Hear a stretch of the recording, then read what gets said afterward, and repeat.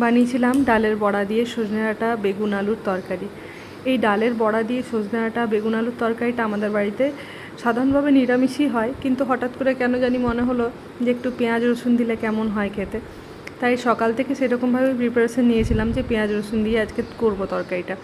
ডালটাকে ভিজিয়ে রেখেছিলাম, মুগ ডাল, মসুর ডাল আর ছোলার ডাল 2-3 ঘন্টার মতো ভিজিয়ে, ভালো করে ভিজে গেলে আদা আর কাঁচা লঙ্কা দিয়ে পেস্ট করে নিয়েছিলাম। তারপর সরষের তেলের মধ্যে বড়াগুলো ভেজে তুলে নিয়েছিলাম। এরপরে আরেকটু সরষের তেল অ্যাড করে তার মধ্যে কালো জিরে ফোড়ন দিয়ে লম্বা করে কুচিয়ে নেওয়া পেঁয়াজ দিয়েছিলাম। পেঁয়াজটাকে ভেজে বেগুন আর আলুটাকে লম্বা করে টুকরো করে নিয়েছিলাম, সেটাকে দিয়েছিলাম। ডাঁটা টুকরো করেছিলাম, ডাঁটাগুলো দিয়ে ঢাকা চাপা দিয়ে ভাজতে হবে। একটা পেস্ট বানিয়েছিলাম যার মধ্যে আদা, রসুন, কাঁচা লঙ্কা, একটা টমেটো আর সাদা সর্ষে দিয়েছিলাম, আর কিছুটা জিরে দিয়েছিলাম। এই পেস্টটা মেশাতে হবে, মিশিয়ে খুব ভালো করে নেড়ে চেড়ে নুন হলুদ চিনি পরিমাণ মতো দিতে হবে, আর যতটা জলের প্রয়োজন ঠিক ততটা জল দিয়ে সেদ্ধ হতে দিতে হবে।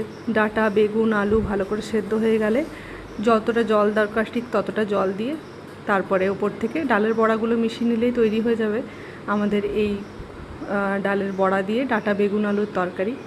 ভাতের সাথে রেখেছিলাম পাট শাক তরকারি আর একটা মাছ ভাজা।